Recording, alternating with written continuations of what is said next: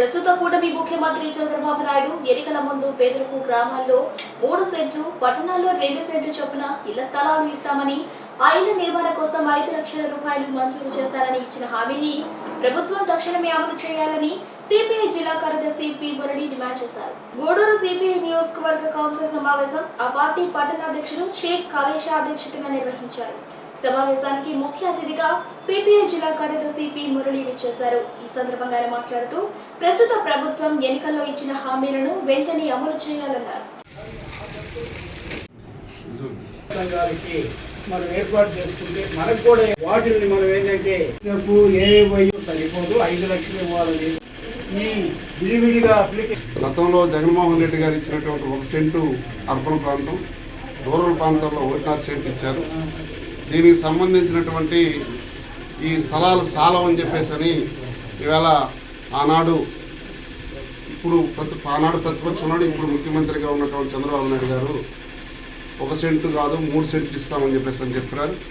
అది దాన్ని ఇంప్లిమెంట్ చేయమని చెప్పి ఇప్పటికే దాదాపుగా 6 నెలలు గడుస్తూ ఉన్నా ఇంతవరకు ఇంప్లిమెంట్ చేయలేదు. కాబట్టి కమ్యూనిస్ట్ పార్టీ ప్రోగ్రాం తీసుకున్నది. సంబంధించినటువంటి అంశం పైన ఈ రాష్ట్రంలో 5 కోట్ల ప్రజల పైన 1700 కోట్ల రూపాయలని ఈవేళ రాష్ట్ర ప్రభుత్వం భారం మోపుతా ఉంది. దీన్ని అడిగితే 2022, 2023 వైసీపీ చేసిందని చెప్పేసి చెప్తా ఉన్నారు.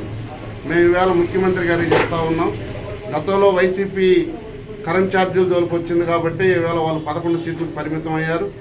మీరు బాధుడే అనే కార్యక్రమం పెట్టి ఈవేళ బాధుడు తగ్గిస్తాను, ప్రజలపైన భారం మోపకుండా ఉంటానని చెప్పేసి చెప్పినటువంటి ముఖ్యమంత్రి గారు ఇవాళ ఫ్రీడమ్ ఛార్జీ అని, ట్రూ ఆఫ్ ఛార్జీలని, సర్వీస్ ఛార్జీలని రకరకాల పేరుతో ఇవాళ కరెంట్ ఛార్జీలకు సంబంధించినటువంటి 17,000 కోట్ల రూపాయలని ఇవాళ ప్రజలపైన భారం మోపుతా ఉన్నారు.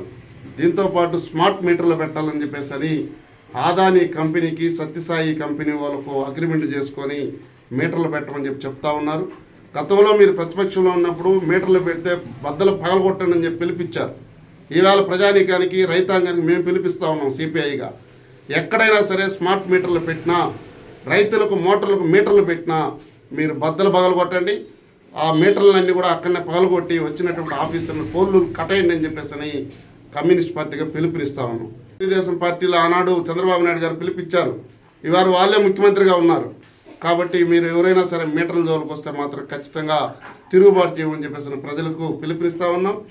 రైతాంగ సమస్యలు పరిష్కారం చేయాలని చెప్పి, రైతులకు సంబంధించి 3 లక్షల కోట్ల రూపాయలు ఒక బడ్జెట్లో కేటాయించాలని చెప్పి, రైతుల్లో ఉండేటువంటి ఆందోళన పరిష్కారం చేయాలని చెప్పేసి గిట్టుబాటు ధరలకు కావచ్చు అనేకమైనటువంటి అంశాలు, కార్మిక వర్గానికి 4 లేబర్ కోడ్లు రద్దు చేయాలని చెప్పేసి, వ్యవసాయ కార్మిక సంబంధించినటువంటి ఉపాధి హామీ పనులు మెరుగుపరచాలని చెప్పేసి వీటిపైన ఈ నెల 26వ తారీఖున రైతులు, కార్మిక వర్గం మొత్తం కూడా కలిసి కలెక్టర్ కార్యాలయం దగ్గర ధర్నా నిర్వహించాం.